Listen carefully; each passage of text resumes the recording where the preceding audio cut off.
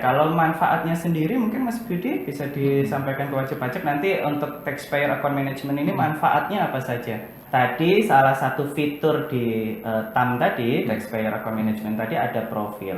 Kemudian ada yang lain lagi nggak fiturnya di TAM ini? Mas Budi sempat menyinggung terkait dengan ledger ya, Betul. atau buku besar. Nah itu bisa dijelaskan Iya, nggak? ini hal yang baru Mas Nanang ya. Iya, Jadi karena di DJP Online nggak ada ini. betul di Nah, digital online nggak ada. Kelebihannya adalah kita terhindar dari keterlambatan bayar. oh, karena kita sudah bayar di muka Betul. atau Jadi lebih awal. iya.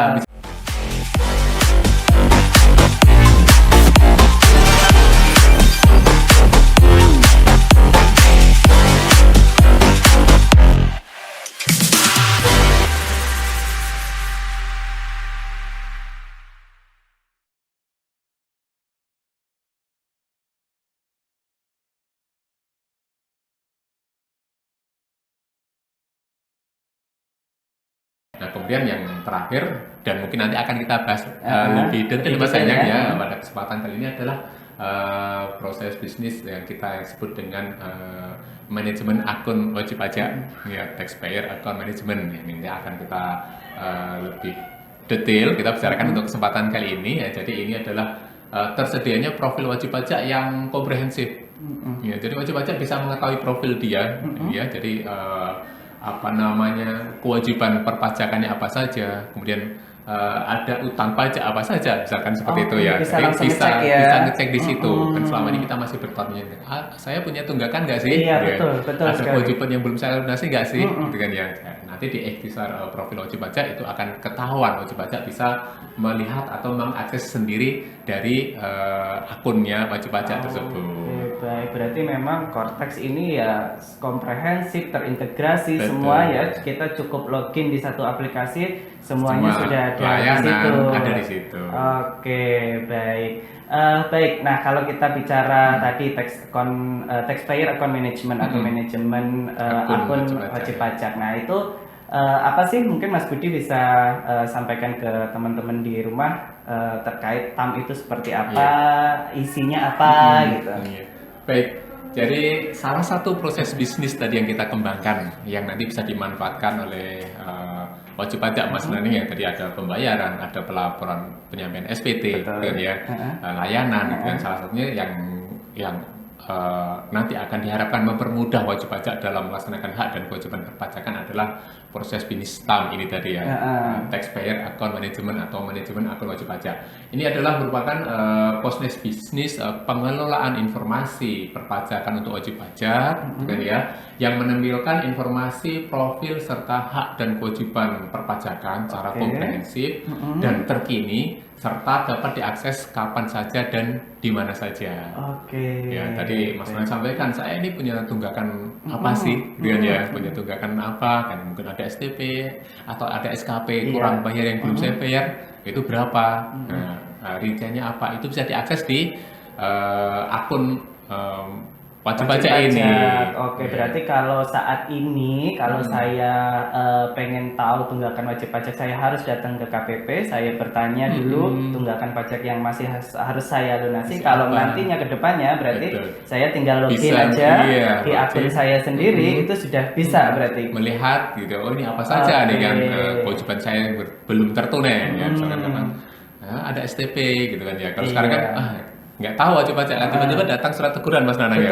Betul. Surat teguran ini belum dilunasi kan, padahal merasa nggak mendapatkan Atau STP-nya, belum terima STP-nya. Betul. Nah, dengan adanya taxpayer account management ini yang bisa diakses di Cortex, itu wajib pajak bisa lihat, oh ini ternyata kewajiban saya yang belum saya bayar ini.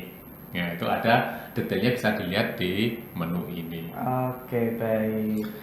Nah, kemudian terkait dengan tadi ya latar belakang kan mungkin saat ini ya memang masih terlalu terlalu susah ya mungkin bagi wajib pajak untuk mengetahui atau masih terbatas informasinya terkait dengan tadi tunggakan pajak atau bahkan mungkin terkait dengan proses kelebihan bayar dan lain sebagainya ya. Nanti berarti di fitur TAM ini berarti wajib pajak sudah bisa mengetahui ya. Betul. Oke. Ya, saat ini mungkin wajib pajak yang familiar itu kan DJP Online Mas Nanang ya. Iya, pajak betul, yang selama betul. ini kan yang digunakan oleh wajib pajak adalah DJP online. Memang DJP online sebenarnya itu ada fitur profil juga ya. Cuma profil di DJP online itu masih singkat ya, jadi ya Iya. ada nama, gitu kan, clue-nya, gitu kan. Nah, kemudian anggota keluarga kalau orang pribadi jenis kewajibannya.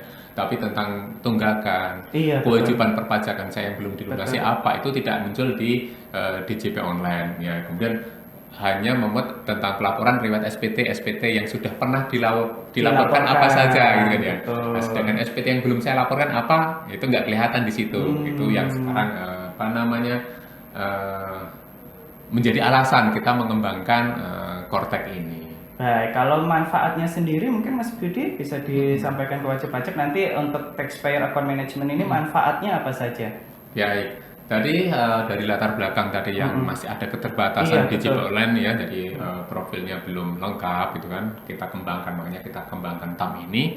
Harapannya ada beberapa manfaat nanti yang bisa dirasakan oleh wajib pajak ya. kawan pajak semuanya. Yang pertama adalah terintegrasi ya. Jadi dengan TAM ini nanti akan menampilkan data ya, data atau informasi perpajakan secara lengkap dalam satu tampilan aplikasi. Oke, yang Jadi tadi ya. betul, jadi profil, kemudian kewajiban perpajakannya apa saja, ya, kemudian kewajiban pajak yang belum dilunasi apa, itu akan tampil di situ, akan ditampilkan secara terintegrasi. Nah, kemudian yang kedua adalah terkini. Oke. Terkini artinya apa? Informasi yang kita sajikan adalah informasi yang memang paling mutakhir. Ya, mutakhir yang paling Terbaru ya. Terbaru. Nah, kalau di JP online itu tadi yang masih terbatas dan tidak bisa mengakses nih yang terbaru apa, kewajiban yang harus ditunaikan apa, tidak muncul di DJP online. Dengan TAM ini informasinya adalah hak dan kewajiban wajib pajak yang paling baru. Informasi atau mungkin kewajiban yang paling baru akan muncul. Ya. Nah, kemudian andal, ya, harapannya Kortek ini tadi akan memberikan informasi perpajakan yang valid, yang terpercaya. Jadi kalau wajib pajak mau bertanya-tanya, maka informasi yang digunakan apa acuannya ini bisa dijadikan acuan. Jadi informasi TAM di Kortek ini yaitu adalah informasi memang valid ya, yang terbaru dan valid, yang handal, yang bisa dijadikan patokan tentunya ya. Kemudian yang terakhir adalah kemudahan akses. Ya, karena di satu akun saja, Mas Nanang, berarti wajib pajak akan lebih mudah untuk memenuhi hak dan kewajibannya. Hak dan kewajiban wajib pajak akan ada di situ. Kita tampilkan di situ. Iya, betul sekali. Jadi ya tidak perlu pindah-pindah login lagi ya gitu ya Mas Budi ya. Oke, baik. Nah, tadi salah satu fitur di TAM tadi, Taxpayer Account Management tadi ada profil. Kemudian ada yang lain lagi nggak fiturnya di TAM ini? Iya, jadi di TAM ini ada dua fitur utama ya Mas Nanang. Yang tadi pertama adalah ikhtisar profil wajib pajak, ya, yang membuat informasi tentang hak, kewajiban, profilnya wajib pajak secara lengkap dan terkini. Kemudian yang kedua ada fitur buku besar wajib pajak atau general ledger ya. Ini ada suatu hal yang baru Mas ya. Di DJP online nggak ada ya. Oke. Nah, yang pertama adalah ikhtisar profil wajib pajak Mas Nanang ya. Jadi di situ akan memberikan informasi antara lain tentang identitas wajib pajak. Ya, di situ bisa dilihat meliputi nama, NPWP, alamat, kemudian informasi kontak wajib pajak. Ya. Kemudian jenis pajak terdaftar. Ini kewajiban-kewajibannya. Ya, kewajiban perpajakannya apa saja, jenis-jenis pajak apa yang menjadi kewajiban wajib pajak. Bisa dilihat di situ. Kemudian riwayat permohonan. Ya, ini baru nih. Wajib pajak mungkin pernah mengajukan permohonan administrasi gitu ya. Nah, riwayat kasus permohonan itu akan tampilkan di situ, termasuk yang sedang berjalan. Ya, misalkan kan pajak mengajukan pemindah bukuan. Iya. Sampai di mana nih proses pemindah bukuan yang saya ajukan? Bisa ya? dipantau dari situ. Baik. Ya. Kemudian riwayat saldo. Ini baru. Ya, ini baru. Riwayat saldo menyajikan saldo transaksi hak dan kewajiban wajib pajak yang terakhir. Ya, nanti akan kita jelaskan lebih lanjut di general ledger atau di buku besar ya. Ya. Kemudian daftar fasilitas, Mas Nanang meliputi daftar fasilitas perpajakan yang aktif yang dimiliki oleh wajib pajak.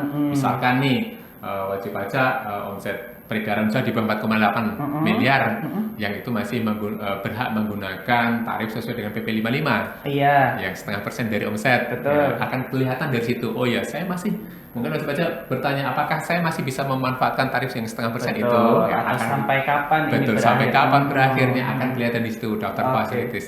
fasilitasnya. Oh ya, dari situ ketahuan saya masih berhak menggunakan tarif yang 0,5%. Itu bisa terlihat di ikhtisar profil wajib pajak. Oke. Kemudian yang terakhir akan bisa dilihat daftar kode billing yang aktif. Mm-mm. Iya, jadi kode billing yang sudah pernah dibuat dan Mm-mm. belum dibayar, Mm-mm. ya itu akan muncul di situ. Oke. Kemudian wajib pajak, kemarin saya mau bayar, apakah sudah buat kode billing? Oke. Ya, bisa dicek di situ. Kode billing sendiri kan 30 hari ya Mas Budi Betul. ya. Itu masa berlakunya kurang lebih 30 Betul. hari atau 1 bulan.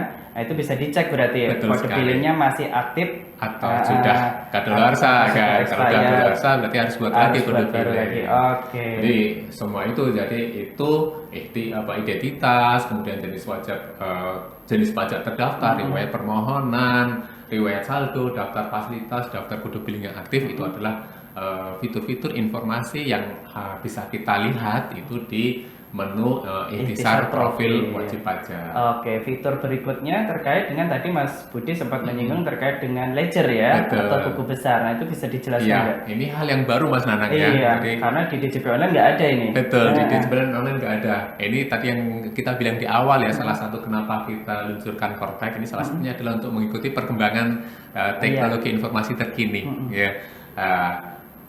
Untuk mengikuti perkembangan ya, kita salah satunya adalah meluncurkan buku besar wajib pajak atau rincian transaksi wajib pajak. Di sini di buku besar wajib pajak ini akan kita tampilkan rincian transaksi yang terintegrasi dengan beberapa proses bisnis yang lain. Misalkan nilai kurang bayar atau lebih bayar di SPT. Jadi kalau kita nilai SPT ada kurang bayar sekian atau lebih bayar sekian, akan terlihat di buku besar wajib pajak. Ya. Kemudian nilai ketetapan pajak, jadi wajib pajak diadukan, dilakukan pemeriksaan, diterbitkan SKP, KPE gitu kan, ataupun SKPLB atau pengembalian pendahuluan, ya, akan kelihatan di situ nilainya berapa, akan tampil di buku besar wajib pajak. Kemudian nilai deposit pajak, nah inilah yang baru ya, yang saya bilang mengikuti perkembangan ya. Nah, kita kan sekarang ada GoPay, betul. Pembayaran elektronik itu kan yang bisa kita deposit dulu, ya. Maka di Kortek pun akan kita lengkapi fitur deposit. Jadi kita kayak membayar pajak dulu, ya. Kita menyimpan dulu, ya, menyimpan pembayaran dulu yang itu nanti akan bisa kita gunakan untuk melunasi kewajiban pajak kita. Pajak yang terutang. Pajak-pajak yang terutang. Ya. Kelebihannya apa Mas deposit ini kan? Kelebihannya adalah kita terhindar dari keterlambatan bayar. Oh, karena kita sudah bayar di muka atau Jadi, lebih awal. Iya, misalkan ini contohnya kita sudah deposit dulu 10 juta di tanggal 14 Juni. Ya. Kemudian kita deposit 10 juta. Kemudian nanti di tanggal 26 atau 25 Juni kita melunasi pembayaran PPN gitu kan ya. Maka itu dicatat pembayaran PPN itu bukan tanggal 26 tapi tanggal 14 Juni ketika deposit itu kita setorkan. Jadi wajib pajak akan terhindar dari keterlambatan penyetorannya karena sudah memiliki deposit pajak. Ini yang hal yang baru ya, tentunya ini bisa dimanfaatkan oleh wajib pajak. Kan seringkali wajib pajak lupa nih kan untuk pembayaran terlewat gitu kan ya. Ketika pasal 25 yang paling lambat tanggal 15 bulan berikutnya kan pajak tahu-tahu sudah tanggal 16 kan gitu kan ya, 17 gitu ya. Nah, dengan memanfaatkan deposit ini akan terhindar gitu kan. Jadi kita sudah deposit pembayaran pajak dulu, nanti bisa digunakan di periode-periode berikutnya dan itu dicatat pembayarannya itu pada saat deposit itu tadi. Nah, kemudian di buku besar ini juga akan bisa kita pantau, kita lihat nilai pengembalian kelebihan pembayaran pajak. Ya, misalkan wajib pajak nih menyampaikan SPT orang pribadi, ada lebih bayar, katakanlah di SPT diakui ada 10 juta, kan ya. Nah, itu kan nanti kan dilakukan penelitian nih sama petugas pajaknya, kira-kira apakah semuanya itu dikembalikan ataukah ada koreksi. Nilai pengembalian yang disetujui oleh Direktur Jenderal Pajak itu bisa dilihat, diakses di buku besar wajib pajak ini, Mas Nana. Oke, baik. Berarti memang fiturnya ya lengkap banget ya. Dan juga teman-teman gampang untuk mengaksesnya. Jadi tahu semuanya gitu ya terkait dengan Tadi yang pertama ikhtisar profil ya, tadi sudah lengkap banget. Kemudian terkait dengan buku besar juga ada, kita tahu berapa pajak yang harus kita Iya, bayar atau betul. kekurangan bayarnya, ataupun bahkan yang lebih bayarnya pun juga ketahuan gitu ya. Kemudian tadi STP, SKP itu juga kita bisa lihat. Deposit gitu Deposit yang baru ya kawan pajak, jadi kawan pajak bisa membayar di awal gitu ya. Ya sama seperti kita deposit apapun, kita bayar di awal, nanti kita gunakan untuk melunasi utang-utang pajak atau kewajiban-kewajiban pajak yang muncul di Iya, masa berikutnya. Oke, baik. Mungkin ini bisa diberikan contoh terakhir mungkin kepada kawan pajak, Mas Iya, Budi, biar ada mungkin sedikit gambaran. ilustrasi ya, Iya, ilustrasi tentang fitur buku besar wajib Iya, pajak ya. Jadi buku besar wajib pajak nanti Mas Nanang itu tampilannya itu kita sajikan dalam bentuk double entry gitu kan. Ada debit dan kredit. Oke, Ya. baik. Ada debit dan kredit ya. Nah, kemudian sisi kreditnya itu apa? Sisi kredit itu menggambarkan hak yang dimiliki oleh wajib pajak.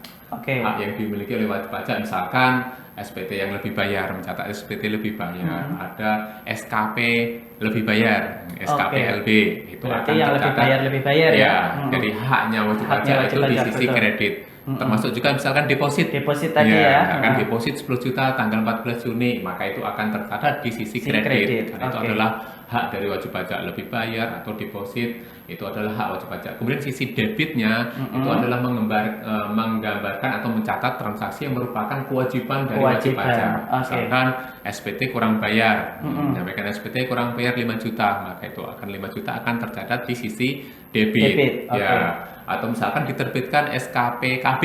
Oke, Ya. ketetapan. Ya, itu akan dicatat di sisi debit. Jadi kredit itu adalah hak, kemudian debit adalah kewajiban. Ya.